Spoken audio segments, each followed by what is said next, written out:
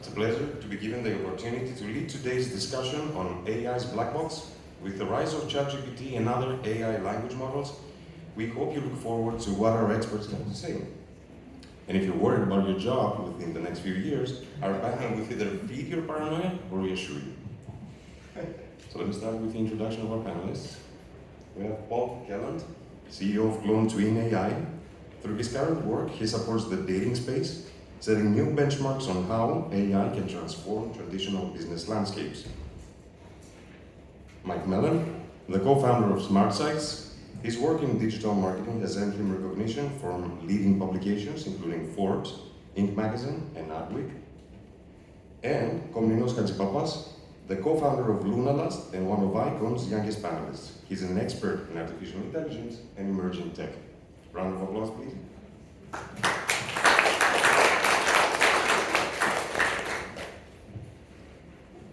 So, to kick things off, how about you share how you got into AI?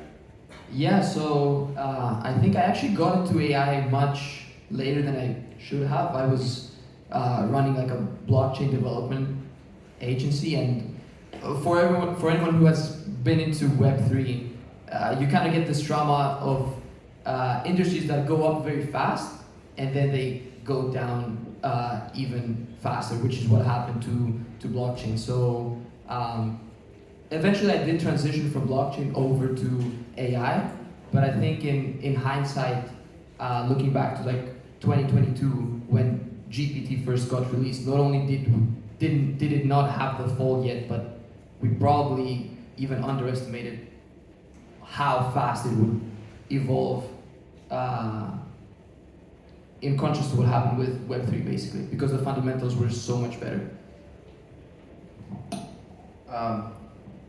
My first exposure to it wasn't generative AI, because I think right now most of the use cases are generative AI. So first it was just machine learning.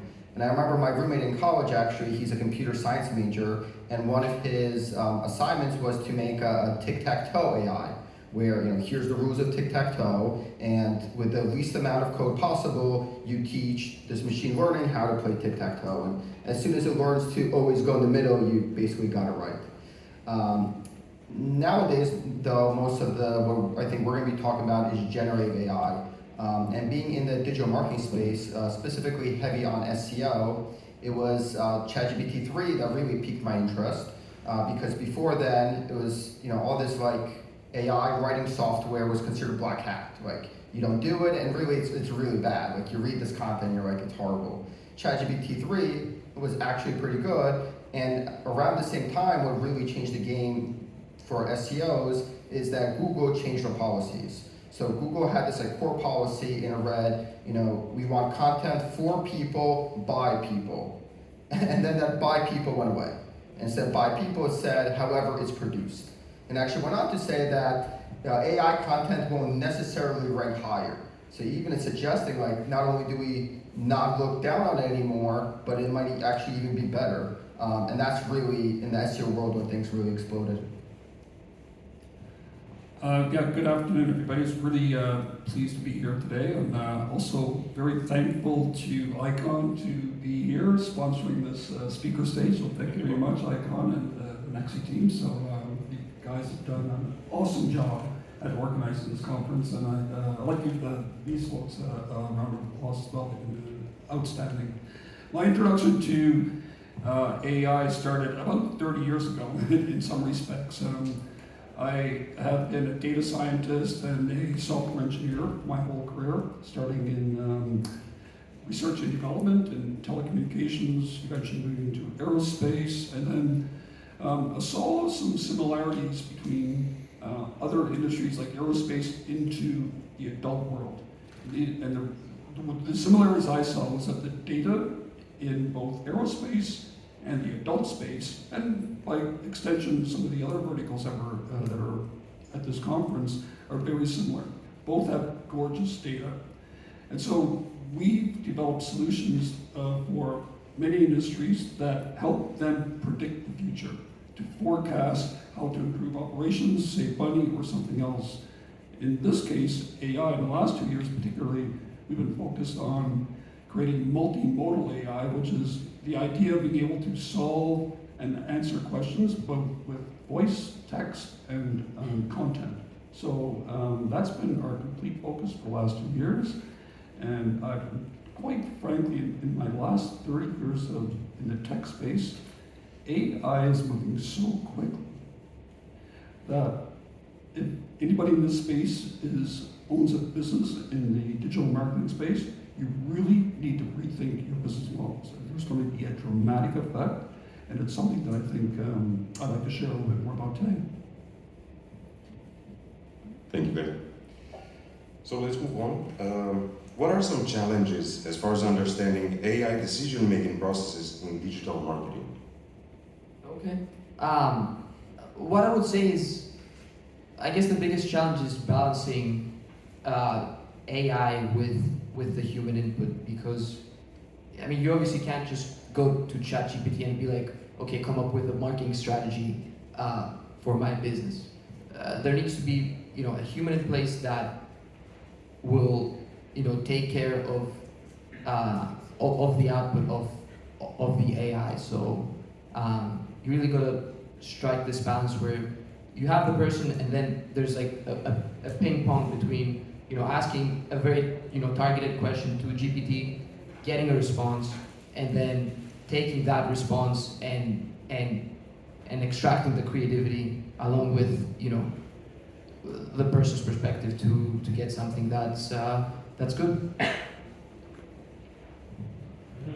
I think from my perspective, and I'll call this a short-term challenge, we were at a conference at Microsoft, and they pulled the audience and they said, how do you feel about AI, right? And then they, kind of got, some adjectives, and then I could raise up hands. And the most popular feelings was confusion and being scared, right? And I was shocked by it, because, here I am excited about the opportunity, and I'm all in, but actually the poll of the audience, it was quite the opposite. They were scared of this technology, right?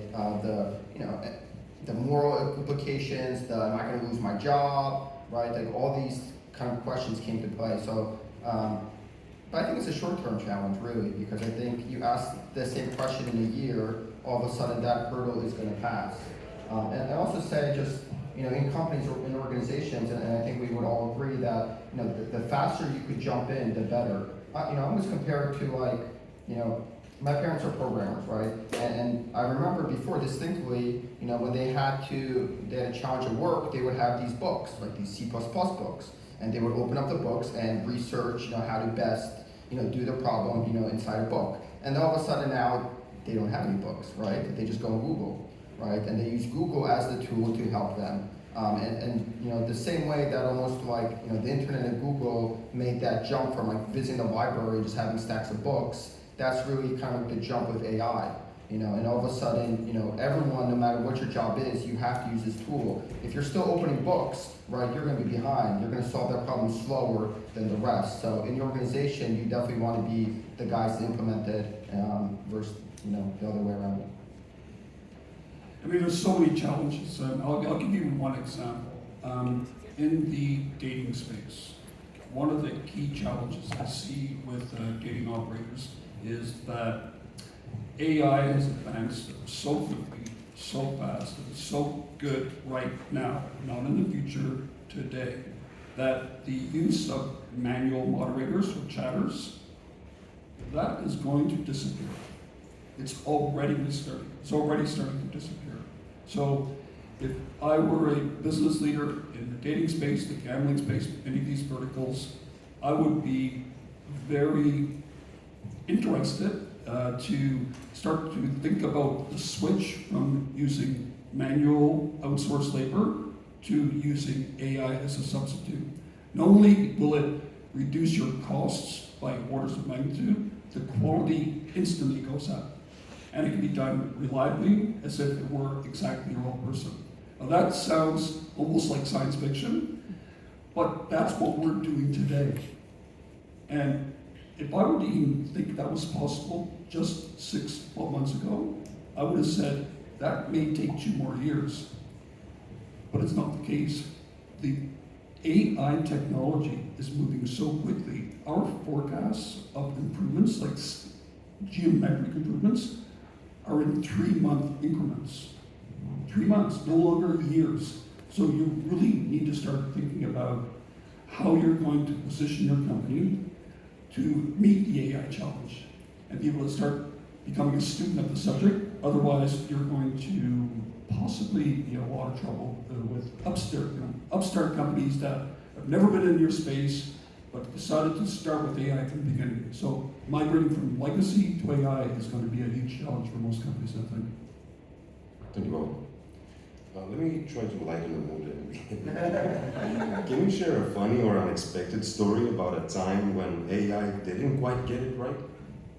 Yeah, well, we're running a AI dating website, so I have quite a few of those. So we had trained this AI girlfriend to be like a very submissive, very agreeable character, right? And I was reviewing the chat logs of the people who were talking. And then comes a user, and he's talking to this girl, and he's like, do you think bigger is better when it comes to cock sizes?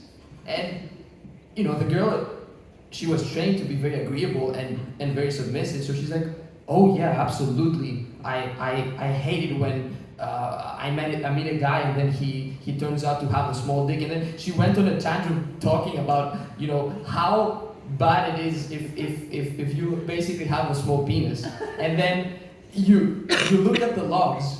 This was the last message on the chat. 10 seconds later, the guy deletes his account, and I'm gonna leave the reasons to your interpretations, but I'm afraid we're down a user, and he'll probably not come back for some time.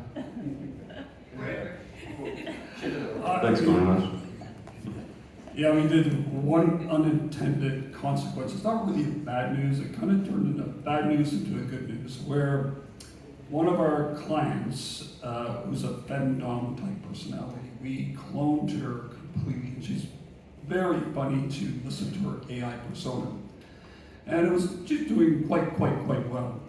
But at some point in the last couple of months, her AI decided with her fans to ask them in her very direct way that I think you need to send me Amazon gift cards. So the real person of the AI person is now receiving all of these Amazon gift cards from her AI, which we did not anticipate. It is just shocking. I met her in Miami last week and said, Bob, did you know this? I had no idea. Somehow your AI figured out that these guys will actually reward you through Amazon gift cards. I had no idea how they were showing up in her email, but it just been happening. So initially I thought, oh my God, what's it doing? Has it gone, live? Or is it just, something that we should expect? So these AIs will get better over time. They learn.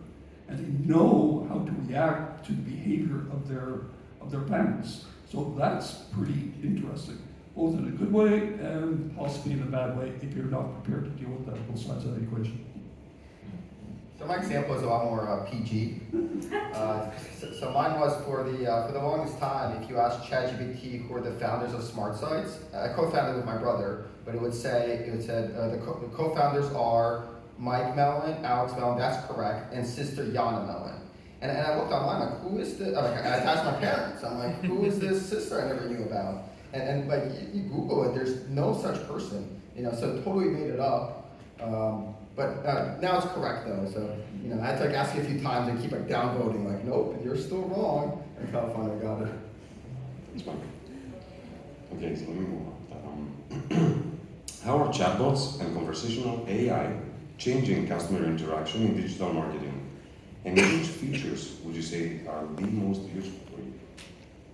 I really do think it's actually customer support, because there exist solutions today where you can load, your knowledge base, and within a few minutes you'll have the chatbot on your website, and you're gonna be surprised by how good it is in answering these customer support questions. Actually, I was reading last week that Klarna laid off 70 people in customer support in favor of the AI. I know a lot of people use these types of sales bots on like B2B sites that are generative AI, but I'm actually not in favor of them because it's like an open-ended thing, and it's a bit confusing to a user. But I would really say that customer support, not only once you acquire a user and he asks questions about your product, but obviously quite a few people before they buy, they have questions that they want to get answered before they give you their money.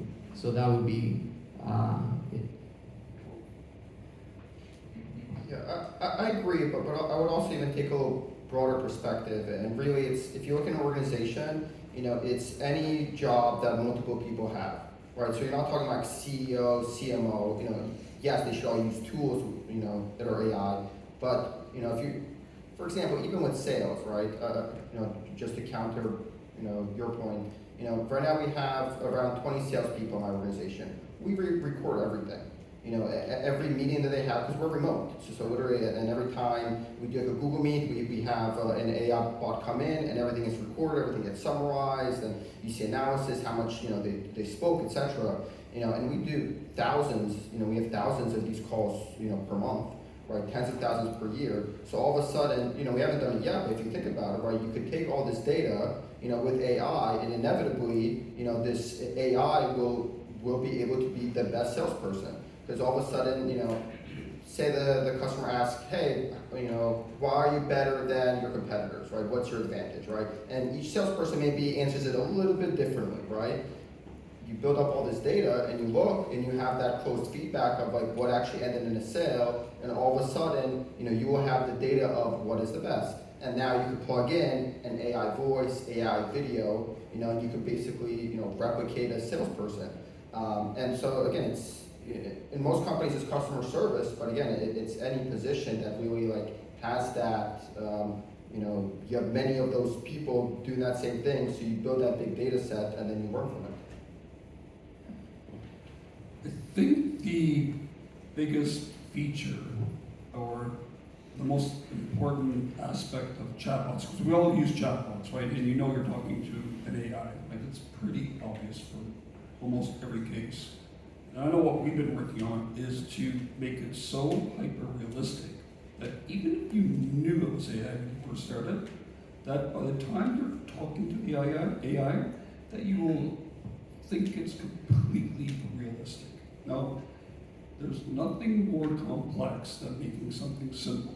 And in that case, trying to replicate human behavior in a chat is quite difficult to do, because we all have different tempos, we spell differently, we may not get back to you right away, we may make spelling mistakes, we may be wanting to recall something from the past to the future to the present, and having AI to become hyper-realistic so that you're not sure or you're lost in the thought of it actually being AI, because I know that's what we strive for, and we've actually reached that goal to the point where it's, even if when you know it's AI, you will absolutely not. So that's not so much a feature, but it's the end goal. And you're going to see more and more of this advance more quickly than you can think of, so that you just forget you're talking to an AI. Thank you, Bob. Now, since you mentioned it before, something else, how accurate do you think AI is in predicting market trends and consumer behavior in marketing? Well, my opinion is that it's not accurate at all. It's a task that's not fit for AI. If you're talking about predicting stock market prices, which is something that's very quantitative, you have your data sources, you have the history of the stock price, and you can do some back testing, and you can have an AI model like Jane Street and all of these like algorithmic trading companies that are dominating the markets are doing. But if you're going to be talking about market trends and foresight, this is something that, just my opinion, is something that is intrinsically human. I don't think this would be, if let's put it that way, if AI can do this, then we're fucked. Well, I think it is going to do that, at least. I'll agree with some parts of it. If you're talking about ChatGPT, this very generalistic, somewhat basic AI, it doesn't actually do it. Like people who are against ChatGPT and the like, they call it like a fancy plagiarism software, right? So actually, what you're gonna get from that is not AI itself thinking about it; it's what others have, written, and they'll just, say it in a different way, right? So that's I think what ChatGPT right now would give you when you're asked to predict something, right? But I think all these big firms, the Morgan Stanleys of the world, the Jane Streets of the world, they're using AI, right, and just like with much larger data sets, and they're definitely using it to predict markets, right? And it's not, okay, maybe you can't like really predict world events, maybe, so there'll always be like this risk factor, like, oh, it didn't know that, nothing probably told you that COVID is gonna happen, right? All these fancy AI tools, like none actually predicted it maybe, right? So, yeah, but sure there'll be like some like risk, there'll be some like alpha there, but, definitely these big financial companies are going to be using this, and they're going to be winning because they will be able to predict things, and that's how they'll invest their money. Yeah, AI is going to change forecasting and market analytics completely. What you will see with AI, it's going to democratize decision making so that it's no longer going to be in the control of the propeller heads or the business intelligence guys, which I've been one of those guys for 30 years, where companies invest hundreds of millions of dollars into understanding their basic data. AI combined with any kind of data that was never meant to be integrated from external and internal sources is truly going to transform everything you do in business.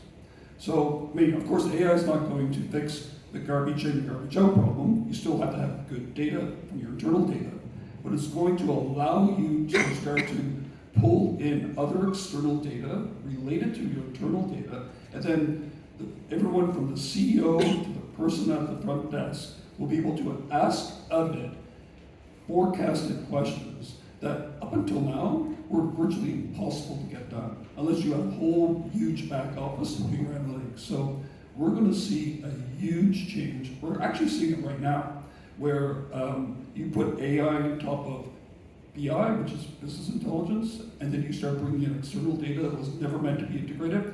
You're going to see insights and forecasts that will open up new markets. It will save you operationally, and it's going to basically, I think, change your lives if you can imagine that's possible. But that's possible right now, and it's something that I think you should start to think about if you're looking at that side of your business.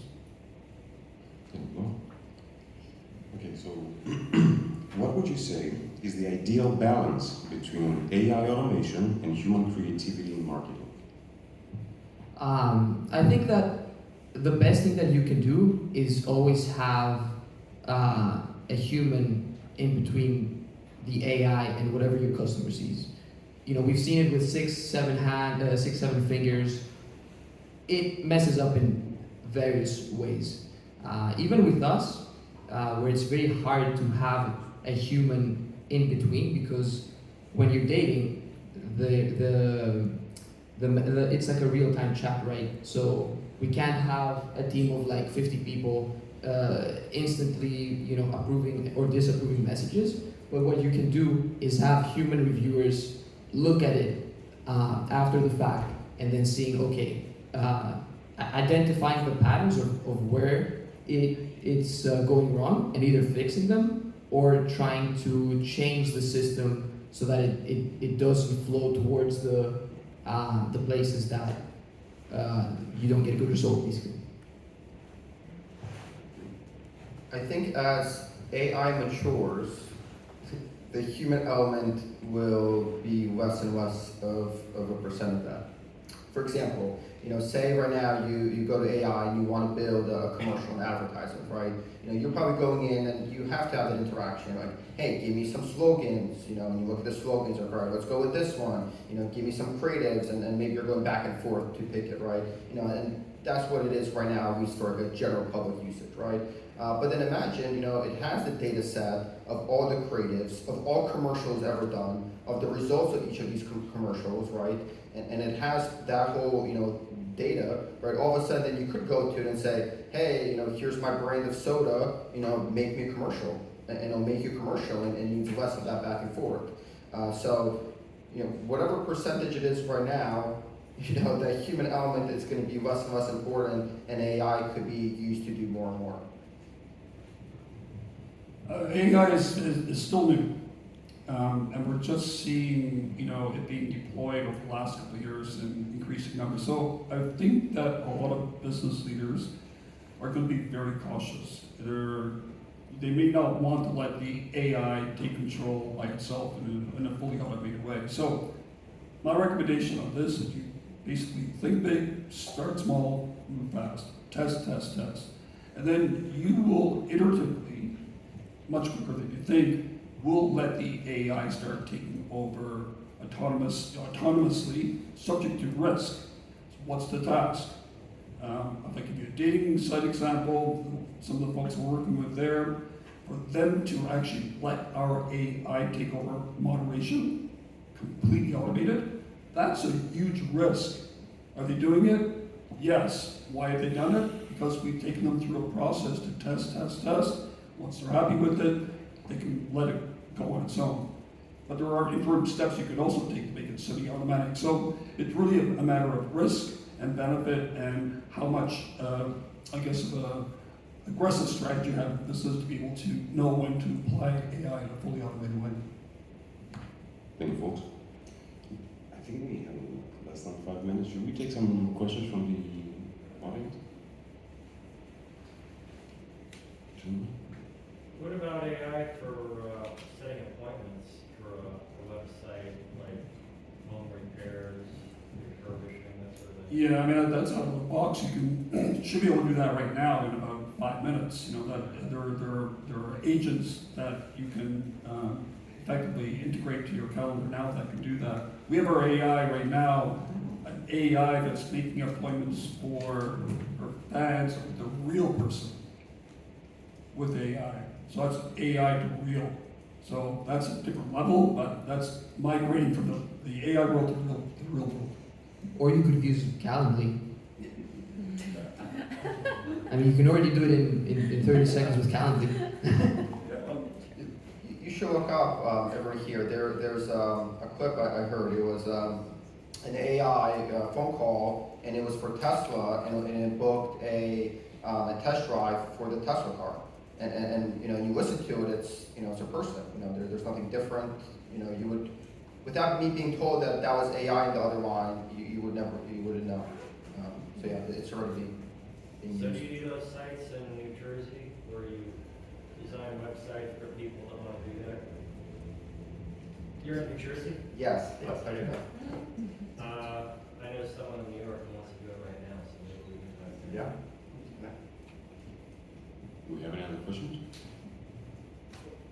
Yeah, I have a question. In your products, what are the foundational models are you using? Maybe it's open source or it's OpenAI APIs you're using. And how do you approach the licensing restrictions? Maybe today, but also futures. Maybe in the future, there will be more restrictions. So what you can do with your foundational models and suddenly your business model is no longer viable. How do you approach that? I can give it a shot. Yeah, we're using many different open source, highly tuned, finely tuned AI models. In our case, we have 7 different AI models that work together as a family, and they all have a job, they have a role. So we took that strategy because the terms and conditions of the closed-sourced AI models are not really a good idea for certain topics that we deal with, more high-risk topics. So this is something that, and of course, to make these finely tuned models, some people think, well, you need a lot of data to tune these things, you need to do a lot of training. Well, with enough clever AI software engineers that know this space inside and out, there are more aggressive ways to do this using synthetic data, so training AI to train AI. So there are ways to deal with this, but it gets a little bit complex other than that we're less concerned about the risk of the open source models somehow becoming a risk to our business and therefore our customers' business. But if it's closed source, that's a different story. Yeah, for us, I mean, the best AI model would be the latest version of ChatGPT, period. I mean, it ranks higher on all the different leaderboards and benchmarks. So if you can use GPT-4, I would use GPT-4. And if you can afford to use GPT-4, because obviously the cost is very high, I guess the only reason you would not use GPT-4 is if you want diversity. So like, I don't know if you guys, like, you can probably tell when something's like written in GPT-4, but if you use some other AI, it's not that obvious. GPT doesn't allow you to do some things like porn or whatnot, but it's quite easy to get around that. That has been my experience, even today.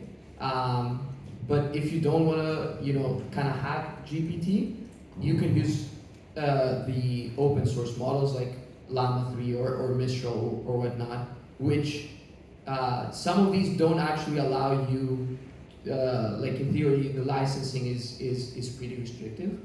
But I guess my answer to this, I mean, I'm using Facebook's model. I mean, I don't give a shit. I mean, consume in Cyprus. I mean, I think that would be the answer.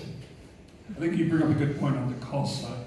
Closed source models are, for scalable businesses, very cost prohibitive.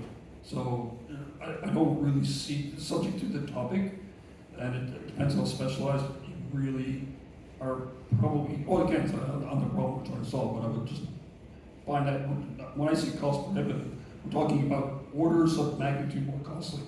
So, Yeah, like 100 times. yeah.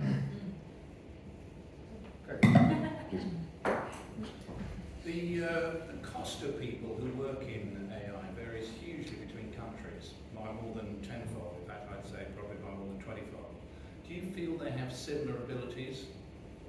Okay, you say If that you're again. hiring coders? No, this is a very highly specialized domain. You're not going to get high quality. Like if someone just became an AI engineer a year ago, then yeah, you got to be very careful. And there's a lot of that happening. You'll see a lot of prompt engineers popping up all over the place, lots of consultancies popping up all over the place. Oh my God, be very, very careful. These guys barely could spell AI 5 months ago. And now our prompt engineers have no clue, and they're making 6 figures a year. Good for them, but this is not that simple. The quality is not there across the globe. So are you? Sorry. So I actually disagree a bit with Bob, and I think he's a bit biased because he has a domestic team, meaning like US based. US and Canada, yeah. Yeah, US and Canada. So of course there's like the crowd of I'm a prompt engineer and whatnot, which obviously anyone can do it. Like it's I mean, we don't need to elaborate on that.